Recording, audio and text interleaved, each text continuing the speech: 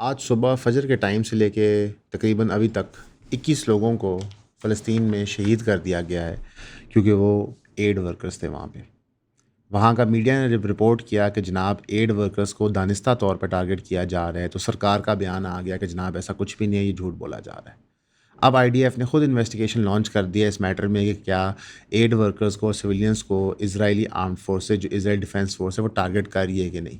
साथ ही साथ उन्होंने ये भी बयान दे दिया कि हमारा डायरेक्टिव है कि आपने करना नहीं है, लेकिन एक आर्मी जो हिस्टोरिकली सिविलियंस को टारगेट करती रही है, जिसने नकबा परफॉर्म किया था, यानी कि मैस इमिग्रेशन करवाई थी लोगों की जबरन, जो दिन रात बच्चों को, बूढ़ों को, औरतों को और जवानों को शहीद करती है, उससे आप क्या ही तवक्को कर सकते हैं। एक जेनोसाइड डेली की बुनियाद पे चल रहा है। 50-30 बंदे डेली शहीद किए जा रहे हैं। यूरोप क्या कर रहा है? क्योंकि हमने ग्लोबल सेंटर्स को देखना होता है कि वो क्या कर रहे हैं। यूरोप इस वक्त एक पुराना डॉक्ट्रिन जो रशिया यूक्रेन की वॉर के स्टार्ट में उन्होंने बनाया था, उसके तहत जर्नलिस्ट को टारगेट कर रहा है। क्योंकि जर्नलिस्ट को डायरेक्टली तो वो रोक नहीं सकते कुछ बोलने से, तो वो उनके बैंक अकाउंट फ्रीज कर रहे हैं। किस तरह? वो कह रहे हैं कि आप रशियन इंटरेस्ट को एलाय कर रहे हैं और उनको आवाज़ दे रहे हैं, लिहाजा आपके ख़िलाफ़ हम कोई भी कार्रवाई कर सकते हैं। इसी तरह जर्मनी के अंदर एक टर्किश ओरिजिन का जर्मन नेशनल जर्नलिस्ट है जिसको टारगेट किया गया, उसके अकाउंट फ्रीज़ किए गए। इस हद तक कर दी गई कि अगर मैं आज उसको जाके कैश दूँ ग्रोसरीज़ के लिए और वो उससे ग्रोसरीज ख़रीदे, तो मुझे अकॉम्प्लिस ट्रीट किया जाएगा, मेरे साथ ही वही सलूक किया जाएगा यूरोप के किसी भी मुल्क के अंदर। तो ये तो एक कल्चरल सेंटर हो गया।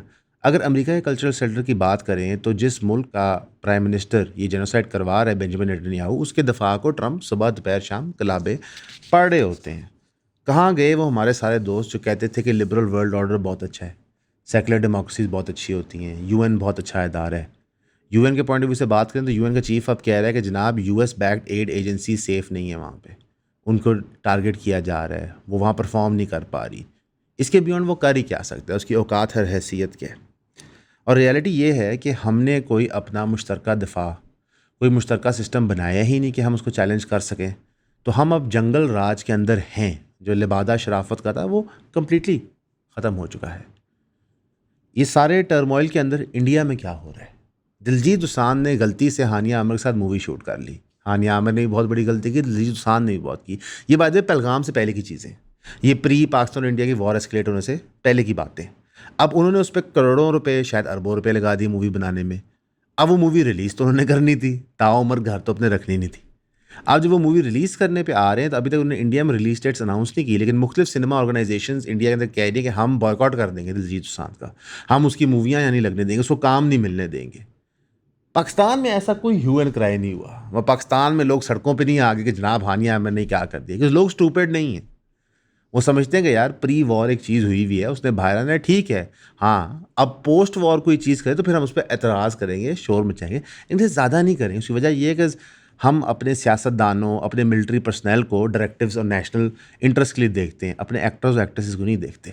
मसला ये इंडिया का कि उन्होंने दुनिया भर में एक ढंढोरा पीटा हुआ था कि हमारा मीडिया इतना बड़ा है, हमारे अदाकार इतने बड़े हैं, दिलजीत दोसांझ इतना बड़ा आदमी है, वो इंडिया को हर जगह रिप्रेजेंट कर रहा है। तो वो रिप्रेजेंटेटिव हानिया के साथ मूवी बनाता है, तो फिर आपका जो नैरेटिव है कि इंडिया को सुपीरियर नेशन है, थोड़ा सा बढ़ जाता है, थोड़ा सा फंस जाता है। अब ये चीज़ उनको रातों को सोने नहीं दे रही, इसका अब हम कर कुछ नहीं सकते। लेकिन अल्लाह करे जी सरदार जी 3 रिलीज़ हो, जल्द से जल्द रिलीज़ हो, और वो मूवी सक्सेसफुल भी हो इंडिया के अंदर। इंडिया के अंदर जल्द से जल्द रिलीज़ हो, मूवी सक्सेसफुल भी हो, ढेर सारे पैसे दिलजीत दोसांझ जी कमाएँ। हानिया आमिर को तो जो पैसे मिलने थे सो मिल गए, वो तो उनको खर्च भी कर चुकी होंगे अभी तक। तो हमें क्या फ़र्क पड़ता है इस चीज़ से? ना दुनिया में कत्ले-आम हो रहा है, आप क्या बात कर रहे हैं? अच्छा, इस सारे कत्ले-आम के माहौल में मैं ज़रा बता दूँ कि पाकिस्तान में क्या हो रहा है। मैं हैरान होता हूँ।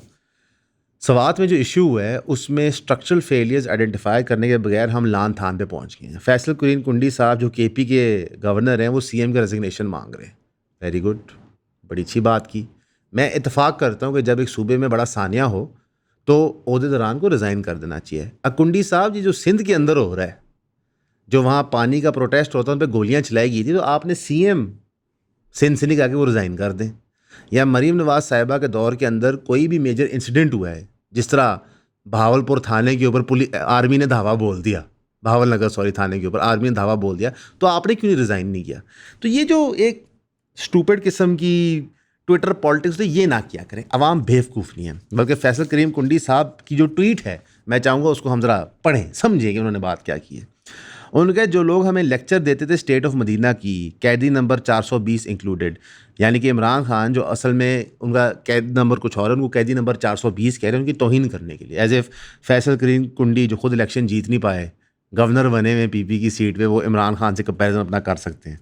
अजीब लोग होते हैं वैसे ये, कि वो इस चीज़ का जवाब दें कि अगर एक कुत्ता भी प्यासा यूफ्रेटिस के बैंक्स पे फौत हो जाए तो खलीफा अकाउंटेबल होल्ड होता है। तो आज जब सवात के पानियों के अंदर लोग बह गए हैं, हमारे बूढ़े और बच्चे चीखें मारते रह गए हैं, तो चीफ मिनिस्टर कहाँ पे है? अब इस स्टेटमेंट को समझते हैं। सबसे पहली बात उन्होंने कहा कि जो स्टेट ऑफ मदीना का लेक्चर देते थे, ये लेक्चर बुरा था। कुंडी साहब, क्या मदीना की रियासत बननी नहीं चाहिए? बननी चाहिए ना, बल्कि ये मानता तो हर सियासी जमात को पढ़ना चाहिए कि जनाब हम मदीना की रियासत कायम करना चाहते हैं। आप कौन सी रियासत कायम करना चाहते हैं? क्योंकि बिलावल ने तो कहा था पुराना पाकिस्तान, तो जो पुराना पाकिस्तान है वो तो जहन्नम से छोटी कोई चीज़ थी नहीं। अवामुन नास से पूछें, अशराफिया से ना पूछें। ठीक है, अगली स्टेटमेंट पे आते हैं। कैदी नंबर 420 वो जेल में है, वो ना सरकार में है, सरकार किसी और के पास है। बकौल आपके फैसल करीम कुंडी साहब, अलीमिन गंडापोता तो मोहरा है इस्टेब्लिशमेंट का, आप खुद कहते रहे, वो तो खुद डायरेक्टिव लेता है, तो वो तो पीटीआई को रिप्रेजेंट ही नहीं कर रहा। आप ही का लॉजिक आप पे इस्तेमाल कर रहा हूँ। उसके बाद जो आपने मिसाल दी कुत्ते की फौत होने की, तो यही मिसाल अगर मैं हर सूबे में, हर शहर में अप्लाई करूँ तो यहाँ पे बचेगा ही कोई नहीं। ठीक है, फैसल करीम कुंडी साहब ये कहना चाह रहे थे कि हम इस्लाम को पॉलिटिक्स में ना लाएं, इस्लामिक टच ना दें। क्यों ना दें? इस सवाल का जवाब आज तक कोई नहीं दे पाए। क्यों ना इस्लाम सियासत में आए? अगर एक सियासतदान इस्लाम को सियासत में ला रहा है और उसको निभा नहीं पा रहा, तो उसको उठा के हम बाहर फेंकेंगे। लेकिन हर सियासतदान का इस्लामिक रिपब्लिक ऑफ पाकिस्तान में फ़र्ज़ है कि वो दीन के पर्सपेक्टिव से कानून साजी करे, दीन के पर्सपेक्टिव से अमल करे, और जो नहीं करेगा बाहर जाएगा। इसलिए किसी भी किस्म की तनकीद रियासत मदीना बनाने की ख्वाहिश पे बर्दाश्त नहीं की जाएगी। और आप होते कौन हैं? आप तो इलेक्टेड ऑफिशियल भी नहीं हैं। आपकी पार्टी की जो इलेक्टेड ऑफिशियल्स हैं वो क्या कर रहे हैं? उनसे सवाल जवाब करें। थोड़ा सा मेरा ख्याल है हमें एक इशू को उसकी सैंक्टिटी रहनी चाहिए। जिस तरह जंग की बारी हमने पीटीआई होगा कि आप पॉलिटिक्स क्यों खेल रहे हैं उसके ऊपर, उसी तरह सवात के क्राइसिस के ऊपर आप पॉलिटिक्स क्यों खेल रहे हैं? मत खेलें। क्राइसिस रिजॉल्व करें, प्रॉब्लम आइडेंटिफाई करें। प्रॉब्लम यह है कि आपके मुआशरे के अंदर ऑर्गेनाइज तरीके से मौके नहीं फ़राहम किए जाते बिज़नेस करने की, स्पेशली टूरिज़म के अंदर। वहाँ पे लोग अपनी अक्ल इस्तेमाल करके चीज़ें कर रहे होते हैं। सवात के बैंक्स, रिवर बैंक्स के ऊपर होटल्स बार बार बनते हैं, हर 2-3 साल बाद फ्लड आते हैं, और ये अभी से नहीं हमेशा से हो रहा है। ये 90 से बात सच है। मरी जो तबाह बर्बाद हुआ है वो हम सब ने अपने सामने देखा है। तो ये स्ट्रक्चरल प्रॉब्लम्स हैं, तो उसके स्ट्रक्चरल जवाब तो आप भी नहीं दे रहे। मोहनजोदारो का और हड़प्पा का आप हाल जाके देख लें क्या बन गया। ये हिस्टोरिकल हेरिटेज साइट्स हैं, पूरी दुनिया में ये साइट स्टोरेज डेस्टिनेशंस होती हैं। आप क्या कर पाए? तो मेरा ख्याल है कि the pot calling the cattle black गैर मुनासिब है। ठीक है, आप सब एक ही बराबर इस मुल्क को लूट रहे हैं, खा रहे हैं, इस पर प्रेशर डाल रहे हैं। मतलब कि हमारे यहाँ सीरियसनेस किसी चीज़ की नहीं है। जो चीज़ एक्चुअली डिस्कस करने वाली है, जो हमारे पार्लियामेंट में डिस्कस होनी चाहिए, हर किसी को उस पर ट्वीट और बात करनी चाहिए कि इंडिया को एक तमाचा पड़ा है इंडस वाटर ट्रीटी के मामले में। ये ज़रूरी क्यों है समझने के लिए। जुमे वाले दिन सप्लीमेंटल अवार्ड हमें मिला है by the permanent court of arbitration in the Indus water treaty case. उसके दौरान उन्होंने कहा कि यूनिलैटरली तो इंडिया कर ही कुछ नहीं सकता, म्यूचुअल आर्बिट्रेशन के थ्रू चीज़ होएगी। ये step in the right direction है। साथ ही उन्होंने ये कहा कि पाकिस्तान और इंडिया को एक मीनिंगफुल डायलॉग की ज़रूरत है कि आपस में बैठ के बात करें। इसहाक डार साहब ने कहा कि कॉम्पोजिट डायलॉग के लिए तो हम तैयार हैं। अमेरिका वहाँ बैठा हुआ है, तरले ले रहा है कि जनाब हमें शामिल करें, हम आपका मामला रिजॉल्व कराते हैं। अब इंडिया भाग रहा है, जिस तरह इंडिया SCO कॉन्फ्रेंस से भागा, जिस तरह इंडिया जंग मुसल्लत करके सीज़ फायर के तरले करके फिर भागा। तो ये थी सुपर पावर, $1 ट्रिलियन की इकॉनमी, इतनी जल्दी भाग गए। जिस तरह अभी इसराइल ने अमेरिका के तरले लिए, खुदा के वास्ते B-2 बॉम्बर चलाओ और ट्रूस करो, ये हमारी धज्जियाँ उड़ा रहे हैं। अमेरिकन प्रेसिडेंट तक ने एक्सेप्ट कर लिया कि इसराइल को भी बहुत कुट पड़ रही थी। अस्सलाम वालेकुम। लोग बार बार एक सवाल पूछते हैं कि कौन सी बुक्स मैं शौक से पढ़ता हूँ, तो हमने ये सोचा कि इंशाल्लाह हम एक बुक क्लब बना लें जिसके अंदर माहवार हम एक किताब को कवर करें और ये मंथली 4 क्लासेस बनेंगी इंशाल्लाह। इसके अंदर हम 12 किताबें एक साल के अंदर कवर करेंगे। एक लिस्ट है बुक्स की, मैं आपको यहाँ डिस्प्ले कर देता हूँ और ये टेंटेटिव लिस्ट है। इसमें मैंने कुछ इकोनॉमिक्स की किताबें रखी है, कुछ पॉलिटिकल साइंस की और कुछ थोड़ी जो नॉटी गवर्नमेंट्स की जो मिसगिविंग्स होती हैं और उनके ऊपर जो इन्वेस्टिगेटिव जर्नलिस्ट ने काम किया हुआ है। हमारी क्लासेस जो होंगी वो एंटरटेनिंग होंगी, फन होंगी, लेकिन सब्जेक्ट मैटर जो है सीरियस होगा। मैं रेकमेंड करूंगा कि आप फिजिकली ज्वाइन करें। लेकिन अगर आपको फिजिकली ज्वाइन करने में दिक्कत आती है, ना पाकिस्तान में नहीं है, आप लाहौर में नहीं है, तो उनके लिए फिर जूम की ऑप्शन अवेलेबल है और उनको इक्वली एज मच एक्सेस मिलेगा बुक क्लब का। इनकी हम एक सेपरेट व्हाट्सएप कम्युनिटी भी बना देंगे आपकी, ताकि हम वहां पे नोट्स भी शेयर कर पाएं और इन बुक्स को तफसील में डिस्कस करके hopefully we make friends as well इंशाल्लाह। तो इसकी फीस जो मुकर्रर है आप वेबसाइट पे देख सकते हैं, यहाँ पे आपको लिंक मिल जाएगा। तो I hope to see you there at the book club इंशाल्लाह। See you soon. इस सारी सिचुएशन के अंदर जहाँ पे इतना मामला पखा जा रहा है, वहाँ पे DGISPR ने एक इंटरव्यू दिया BBC उर्दू को, जहाँ पर उन्होंने कहा कि हमारा सियासत से कोई ताल्लुक नहीं है, हम सिर्फ और सिर्फ रियासत से बात करते हैं। यानी कि जो भी इलेक्टेड गवर्नमेंट होती है और जो गवर्नमेंट है वो कॉन्स्टिट्यूशन के मुताबिक इलेक्ट होती है। पिछली वीडियो में हमने तफसीलन कवर किया था कि जजेस का फ़ैसला क्या आया इस केस के अंदर।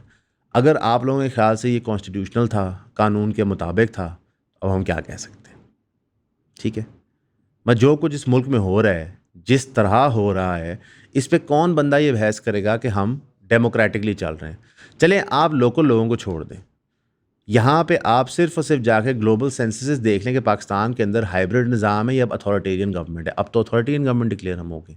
वो अलहदा बात है कि अमेरिका ने आपकी अथॉरिटेरियन गवर्नमेंट एक्सेप्ट कर ली है, तो लिहाजा आप सबकी सेफ साइड हो गई। लेकिन कम अज़ कम हमें एक दूसरे से झूठ नहीं बोलना चाहिए कि पाकिस्तान में जमहूरियत है। मेरा नहीं ख्याल पाकिस्तान में जमहूरियत है, मेरा नहीं ख्याल पाकिस्तान के अंदर कभी भी जमहूरियत थी। मेरा ये ख्याल है कि यहाँ पे जमहूरियत की एक अटैम्प्ट होती थी, फातिमा जिन्ना साहिबा ने की, उनको क्रश कर दिया गया अयूब खान की तरफ से। उसमें वैसे जुल्फ़िकार अली भुट्टो साहब भी इन्वॉल्व थे क्रश करने में। ठीक है, बानी डेमोक्रेसी पाकिस्तान, जिन्होंने कॉन्स्टिट्यूशन बनाया, कितनी उन्होंने मेहरबानी कर दी ना। तो हमारे यहाँ जमहूरियत नहीं है, ये हमें एक्सेप्ट कर लेना चाहिए। इसलिए हमने कहा था कि मफाहमत ही वाहिद तरीका है। जब आपको पता हो कि भाई कोई रास्ता ही नहीं है आपके पास, तो कम से कम मैटर को रिजॉल्व करें ताकि मुल्क आगे चल सके, आपकी जमात आगे चल सके। तो मेरा नहीं ख्याल किसी को इब्हाम रहना चाहिए जमहूरियत के बारे में पाकिस्तान के पॉइंट ऑफ व्यू से। पंजाब असेंबली की जो कल तकरीर थे, उस पर जो एक तूफ़ान बदतमीज़ी हुआ था, मरीम साहिबा 3 घंटे के लिए बोली, अपनी तारीफ़ें करवाई और वहाँ पे अपोजिशन ने शोर मचाया, तो 26 अपोजिशन के लॉ मेकर सस्पेंड कर दिए पंजाब असेंबली के स्पीकर ने। उन्होंने कहा ये इतनी मुक़द्दस बॉडी है पंजाब असेंबली हाउस, इसका एक एहतराम है, इसका एक मकाम है माशरे के अंदर, आप यहाँ ये कैसे कर सकते हैं? सर अगर आप फॉर्म 45 और 47 कर सकते हैं तो ये तो कुछ भी नहीं है। वहाँ आप कमाल करते हैं यार। जैसा ये हमारा रोज़ी का अड्डा है, ठीक है, ये एक मुकद्दस एरिया है। यहाँ पे बैठ के अगर हम पुठे सीधे काम शुरू कर दें तो हम इसको खुद डिग्रेड करेंगे। तो पंजाब असेंबली के स्पीकर ये बात कर रहे हैं, कर सकते हैं, मालिक लोग हैं, हम क्या कह सकते हैं भाई, ये वक्त उनका है, हम तो यहाँ पे सिर्फ रह रहे हैं। लेकिन मैं इससे बड़ा महसूस हुआ था, हमारी टीम रिसर्च करते ही महसूस हुई थी। सेनेट बॉडी ने फाइनल डिस्कशन शुरू कर दिया है 67,000 पिलग्रम्स की जो पिछले साल हज परफॉर्म नहीं कर पाए, यानी कि जो पिछला हज गुजरा है। ये डिस्कशन होगी, कागजी कार्रवाई पूरी की जाएगी, बस सारे घर जाके सो जाएंगे, किसी को फ़र्क नहीं पड़ेगा। लेकिन लगभग 70,000 लोगों की इन्वेस्टमेंट, मेहनत, ख्वाहिश, अज़ाइम पे पाकिस्तान गवर्नमेंट ने पानी फेर दिया। ये जो आखिरी खबर मैं आपको आज बताऊंगा, ये वो खबर है जो अक्सर अखबारों में लगी होती है, हम पढ़ते नहीं हैं क्योंकि इसमें नंबर्स होते हैं, हम कंफ्यूज हो जाते हैं, हमें परवाह नहीं होती। तो मैं आपको आसान शब्दों में समझाऊंगा। और ये वो दीमक है जो मुल्क को चाट रहा है। करप्शन नहीं चाट रही, इवन कि मैं कहता हूँ लैक ऑफ डेमोक्रेसी मुल्क को नहीं चाट रही। ये वो दीमक है जो आपके और मेरे गले का फंदा बना हुआ है, हमें सांस नहीं आ रहा, हमसे खाया नहीं जा रहा, हम कुछ ख़रीद नहीं पा रहे। स्टेट ओन्ड एंटरप्राइजेस पाकिस्तान में $7.5 ट्रिलियन के डेट में है, ठीक है। पिछले 6 महीने से उन्होंने 340 अरब रुपए का नुकसान किया, यानी कि लगभग 1.9 अरब का डेली नुकसान किया। यानी कि जब ये 24 घंटे गुजर जाएंगे, यानी कि ये वीडियो लगती है 24 घंटे बाद 2 अरब का नुकसान, फिर अगली वीडियो लगेगी, फिर 24 घंटे बाद 2 अरब का नुकसान, और इस तरह करते हुए 6 महीने में 342 अरब का नुकसान कर दिया। इन स्टेट ओन्ड एंटरप्राइजेस के एवज लोन्स उठाए जाते हैं। अगर इसका हुजम आपने समझना है तो कुल बजट 17.5 ट्रिलियन का था, ठीक है। 7.5 ट्रिलियन आपका स्टेट ओन्ड एंटरप्राइजेस का डेट है, ठीक है। अगर आप इसको कंपेयर करें अपने डेवलपमेंट के बजट से तो करीबन 7 गुना ज़्यादा है। अगर आप इसको कंपेयर करें अपने आर्मी के बजट से, डिफेंस के बजट से, तो तकरीबन 3 गुना ज़्यादा है। तो ये तो हमारी कंडीशन है। और ये सारा का सारा बाय द वे मेजॉरिटी, सारा का सारा गलत होगा, मेजॉरिटी जो है वो लोकल बैंक से लिया होता है, बाहर से नहीं आया होता। ये तासुर ये ना कि IMF ने मुल्क खा लिया, नहीं सर। ए जेड़े बैंक बाहर हैं ना, इनकी वसादत से ये हमें नुकसान हो रहा है। और ये कौन कर रहा है? गवर्नमेंट। मसलन PDM के 2 फेजेज़ में हमने 25,000 अरब से ज़्यादा के लोन ले लिए। अभी 5 साल नहीं पूरे हुए, 3.5 साल PTI के दौर में 20,000 अरब से प्लस हम लोन ले चुके थे। और ये पैसा जाता कहाँ है यार?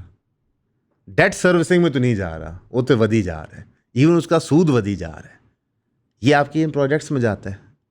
ये प्रोजेक्ट किसके काम है? कोई सवाल ही नहीं करता। बस लोग कहते हैं अच्छा रोड बन रही है, थैंक यू सरकार। पूछो तो सही रोड के पैसे कहाँ से आए हैं?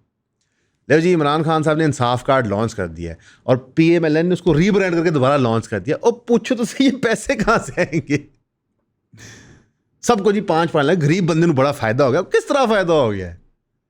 वो जो तुम्हें 5 लाख का इलाज फ्री देने के चक्कर में PTI पड़ गई थी, PMLN पड़ गई थी, बेनजीर इनकम सपोर्ट महीने तुम्हें पैसे देता है, वही तुम्हारी इन्फ्लेशन बन के आज गले में फिट हुए हैं। ये इकोनॉमिक्स ऐसे नहीं चलती यार। हम मसला ये है कि हम इकोनॉमिस्ट नहीं रखते, हम अकाउंटेंट रखते हैं, मिनिस्टर ऑफ फाइनेंस। वो जमा तफरीक करके बजट तो बैलेंस करा के निकल जाते हैं। ऐसे होता वो भी बैलेंस नहीं है कभी भी, अल्लाह रहम करे। लेकिन दगोसला दे जाता है कि जी बैलेंस हो गया है। इकोनॉमिक पॉलिसी कोई नहीं होती।